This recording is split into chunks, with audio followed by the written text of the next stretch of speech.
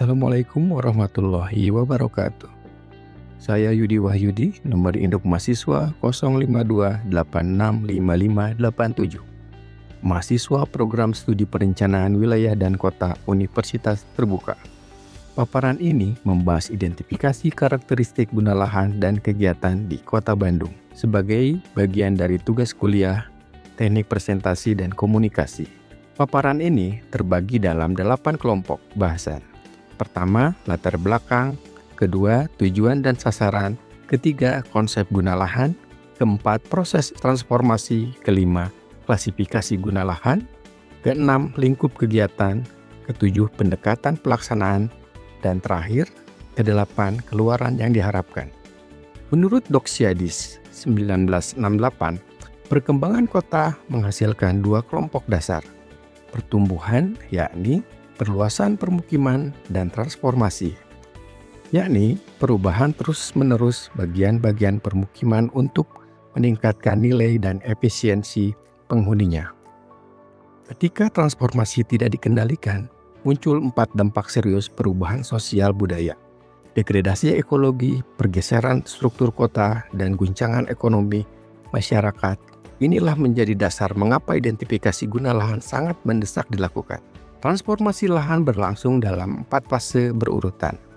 Penetrasi, fungsi baru mulai menerobos kawasan homogen. Invasi, fungsi baru tumbuh masif namun belum dominan. Dominasi, fungsi baru melampaui fungsi lama secara proporsi.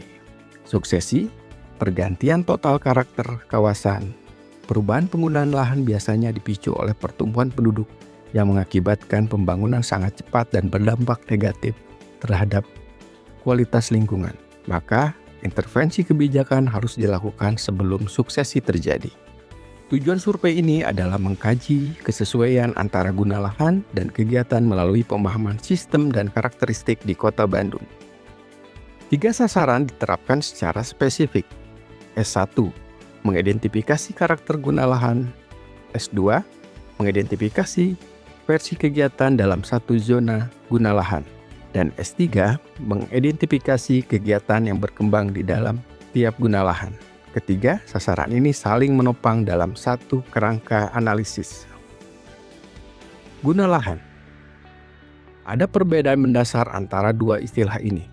Guna lahan adalah fungsi dominan yang secara normatif ditetapkan pada suatu kawasan dalam rencana tata ruang.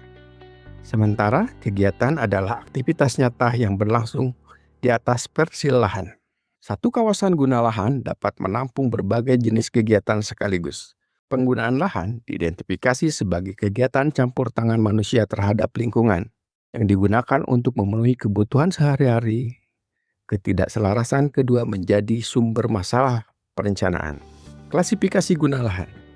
Guna lahan perkotaan diklasifikasikan menjadi 7 kategori.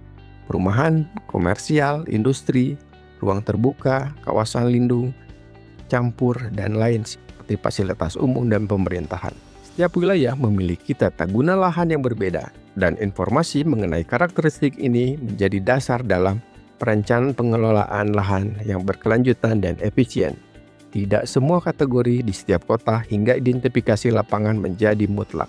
Distribusi guna lahan ilustratif menunjukkan perumahan mendominasi sekitar 45%, diikuti komersial 20%, RTH 12%, dan industri 10%, campuran 8%, dan lainnya 5%. Ini konsisten dengan kondisi nyata Kota Bandung. Lahan terbangun di Kota Bandung saat ini mencapai 73,5%, terutama padat di pusat kota, sehingga mendorong pengembangan fisik ke wilayah pinggiran. Data aktual hanya bisa diperoleh melalui survei lapangan langsung. Lingkup kegiatan. Survei dilakukan di seluruh Kota Bandung yang terbagi dalam 6 wilayah pengembangan: Bojonegara, Cibenying, Tegalega, Kares, Ujung Berung, dan Kordon. Berdasarkan RT RW Kota Bandung, fungsi tiap WP berbeda-beda. Misalnya, WP Ujung Berung memiliki fungsi utama permukiman, industri non-polutif, pusat perdagangan, serta pendidikan. Keragaman fungsi WP inilah yang membuat survei menyeluruh menjadi sangat penting. Pelaksanaan berlangsung selama 1 semester. Pendekatan pelaksanaan. 8 langkah teknik ditempuh secara berurutan. Dimulai dari perumusan masalah, penetapan kebutuhan data, penentuan populasi dan sampel. Penyusunan perangkat survei, penetapan target area, pelaksanaan survei dengan memperhatikan etika, pengolahan dan penyajian data, hingga interpretasi masalah. Kunci keberhasilan paparan bukan hanya pada apa yang ingin disampaikan. Begitu pula dengan survei. Kunci bukan hanya mengumpulkan data, melainkan mengumpulkan data yang tepat. Pengorganisasian kegiatan.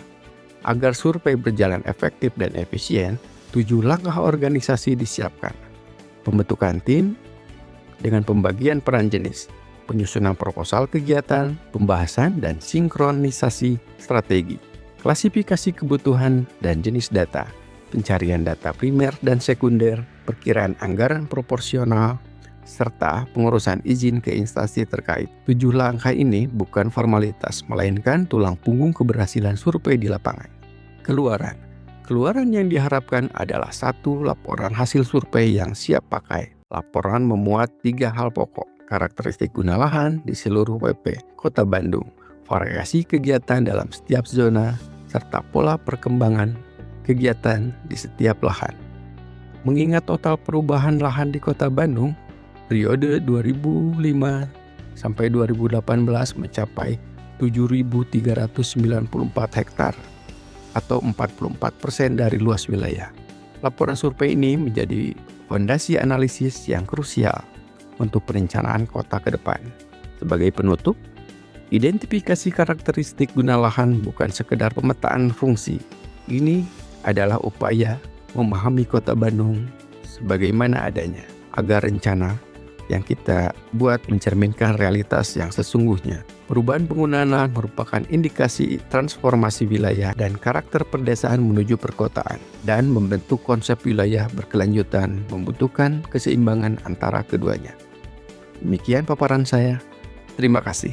Wassalamualaikum warahmatullahi wabarakatuh.